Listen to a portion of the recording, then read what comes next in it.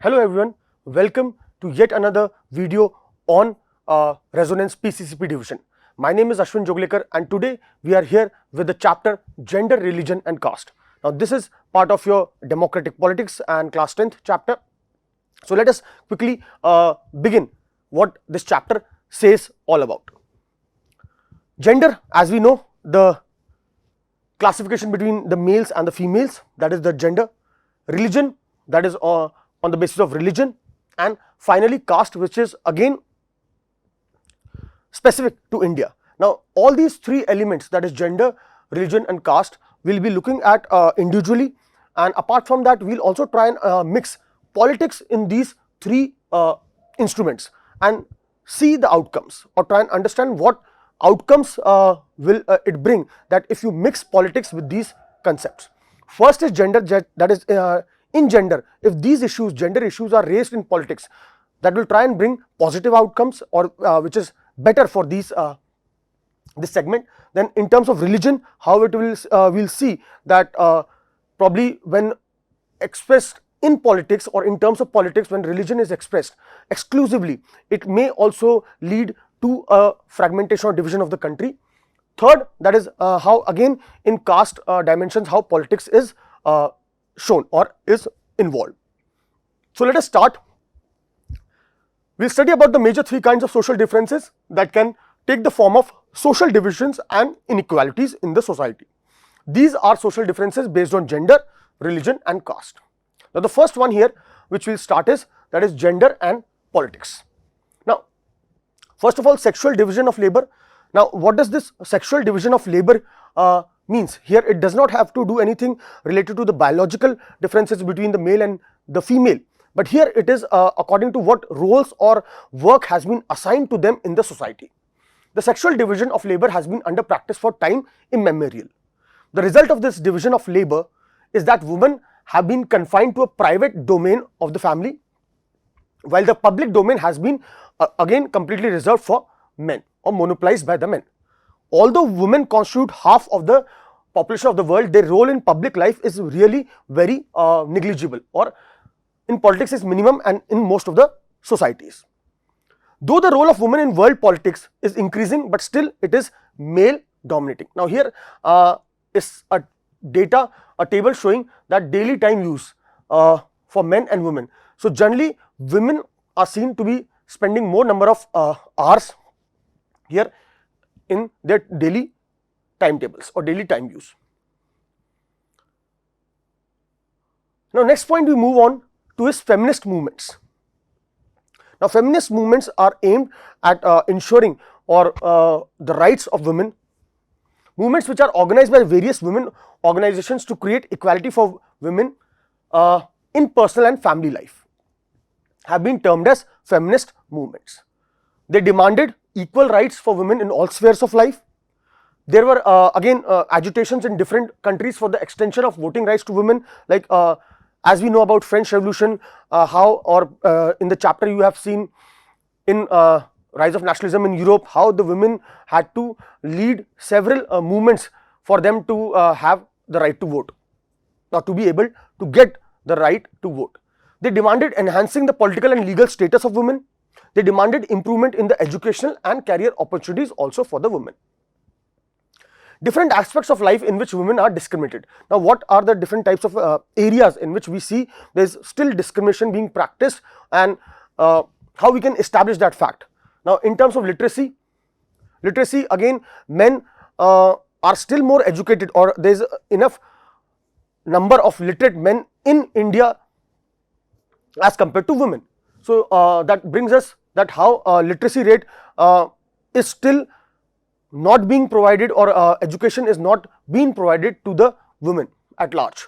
The literacy rate among women is only 54% as compared to 76% among men. Now this is according to the data of 2011. Similarly, a smaller proportion of girl students go for higher studies because parents prefer to send their male child for their boys' education than spending equally on their daughter's education. Unpaid work. Now we daily observe even in our families, our mothers, our daughters are working day and night for the family. But again, that work is completely unnoticed, and because that work, what they are supposed to do or what they are doing, is not paid for, so therefore there is no equal respect for that work. The proportion of women among the highly paid and valued jobs is still very small. Though on an average Indian woman is working 1 hour more than an average man every day, but most of them are not paid equally. Even there is an act of Equal Remuneration Act, but still many a times we have seen in many areas where women are paid less as compared to men. So are not paid equally, and therefore their work is often not valued. The Equal Wages Act provides that equal wages should be paid to equal work. However, in almost all areas of work, from sports, cinema to factories and fields, women are paid less than men, even when they are both doing exactly the same work. Then next important aspect is related to sex ratio. That is, in many parts of India, parents prefer to have a male child rather than the girl child. Then that is, they prefer to have a son and find ways to have the girl child aborted before she is born. This has led to a decline in the child sex ratio, that is mere 940 girls per 1000 boys. Then domestic issues of domestic violence. There are reports of various kinds of harassment, exploitation and violence against women, both urban as well as rural areas, and it has become unsafe for women. They are not even safe within their own home and from beating and other forms of domestic violence. Next comes is women's political representation. Now, even in India, after the act, that is the Panchayati Raj Act, was passed, 1/3 of the seats were reserved for women. Now, similar act is being pending for Lok Sabha as well as for Rajya Sabha. That is, there also 1/3 of the seats should be allowed for women. But again, that act has not been taken up further. In India, the proportion of women in legislature has been very low. The percentage of elected women members in Lok Sabha has never reached even 10% of its total strength. Their share in state assemblies is further less.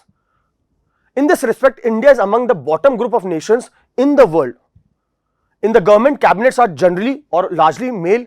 Even when a woman is seen as a or has become a minister or a chief minister or probably the prime minister as well, we see majorly that males are there in the cabinet. All male, even when a woman becomes the chief minister or the prime minister. Now, one way to solve this problem is to make it legally binding to have a fair proportion of women in the elected bodies. That is what Panchayati Raj system did. 1/3 of the seats were reserved in local government bodies, in panchayats as well as your municipalities. Now, there are more than 10 lakh elected women representatives in rural and urban areas, local bodies. At least 1/3 of seats again should be reserved in Lok Sabha and state assemblies for women. A bill with this proposal has been pending before the parliament for more than a decade. Now, women in national parliaments in different regions of the world in percentage, and here you will see the participation of the Nordic countries, that is Sweden, Scandinavia, has been very high, and here is the world average, that is 24, and India is at 11.8. So, India is much more below the world average, also below Pacific countries, Arab states, Asia, Saharan Africa as well as Europe and Americas. Now, this brings us to our next topic, that is religion. Religion, communalism and politics. Now, as we know, India is a secular country. Now, secular here means, in the context of India, that is, all religions are equal in front of law or in the eyes of the law. Just opposite to it, or just the contradictory thing to secularism, is the idea of communalism. Now, different consideration about religion and politics. Now, Gandhiji's views regarding religion and politics. Now, Gandhiji was of the view that definitely religion should help shape up politics, and good things or good value systems from all the religions should be taken, and politics should be guided with that. Gandhiji used to say that religion can never be separated from politics. What he meant was that not any particular religion like Hinduism or Islam, but moral values that form the basis of all religions. He believed that politics must be guided by the ethics which are drawn from these religions. Then humanist religion and politics. Human rights group have always believed that most of the victims of the communal riots have always been the people of the minority groups, are from religious minorities. They have demanded that the government should take stern measures to protect these religious minorities. Then the third point here is women, religion and politics. Women's movement have also argued that the family laws of major religions discriminate against women, and that men have been given more amount of freedom as compared to women. So they have demanded that government should change these laws to make them more equitable in nature. The conclusion of this is, all these instances involve a relationship between religion and politics, but they do not seem to be very wrong or dangerous. Ideas, ideals and values drawn from different religions can perhaps or should play a role in politics. People should be able to express what they feel in politics, their needs, interests and demands as a member of a religious community. But when these demands becomes hardlined, okay, that is exclusive in terms, then that should be taken care of. Those who hold political power should sometimes be able to regulate the practice of religion so as to prevent discrimination and oppression on any particular religious group. These political acts are not wrong as long as they treat every religion equally. Now, moving further to our next topic, that is communalism, part of it only. Population of different religious communities in India according to the 2011 census, that is 79.8 Hindu, Muslims 14.2, others 2%, which include Buddhist, Jains and other religions, and Christians and Sikh, Christian 2.3 and Sikh 1.7%. Now, according to the definition, communalism is a situation when a particular community tries to promote its own interest at the cost of other communities. That is, my religion is better than yours. The idea should be that all religions are good. The communalism problem becomes acute or very much when religion is seen as the basis of the nation, that is, religion is the sole thing on which this nation has been created. When one religion and its followers are pitted against or are discriminated against by another, when people start believing that beliefs of one religion are superior to those of the other people, when the demands of one religious group are again formed in opposition to the other, or when state power is used to establish domination of one religious group over the rest. So, all these aspects are of communalism. Now, communal politics. Now, how does this communalism get itself mixed with politics, and what are the outcomes? Probably we will see whether it is positive or negative. Religion is used in politics in exclusive and partisan terms. That is, there is no looking back. Whenever people are appealed in the name of religion, they emotionally follow it. This manner of using religion in politics is communal politics. Communal politics is based on the idea that religion is the principal basis of social community, and communalism involves thinking along the following lines. Now, what are these following lines on which communalism works? That is, the followers of a particular religion again must belong to one community only, that all the people belonging to one religion should belong to one community. Their fundamental interest should be the same, and any difference which they have is not relevant. That is, any difference that they have is irrelevant or trivial for community life. Now, communalism also says that people who follow different religions cannot stay together, who follow different religions cannot belong to the same social community. If the followers of different religions have some commonalities, that is, if they have some common understanding over certain issues, that is again irrelevant. These are superficial and immaterial. Their interests are bound to contradict in some way or the other, or to be different and involve a conflict. Sometimes communalism leads to believe that people belonging to different religions cannot at all exist as in one nation, or cannot be part of one nation. Religions cannot live as equal citizens within one nation. Therefore, either one of them has to dominate the other, or they have to form different nations. Now, various forms of communalism in politics. The most common expression of communalism is in everyday ideas, beliefs, that is our superstitious beliefs, probably the prejudices which we have created. These routinely involve religious prejudices, stereotypes of religious communities, and belief in the superiority of one's own religion over the other religions. A communal mind often leads to a quest for political dominance, so that through that it can spread its own religious domination of one's own religious community. For those belonging in majority community, this takes the form of majoritarian policies or dominance. For those belonging to the minority community, it can indulge in a form or probably a desire to form a new nation, or to move out of that nation to form a separate political unit. And political mobilization on religious lines is another frequent form of communalism which we see in everyday life probably.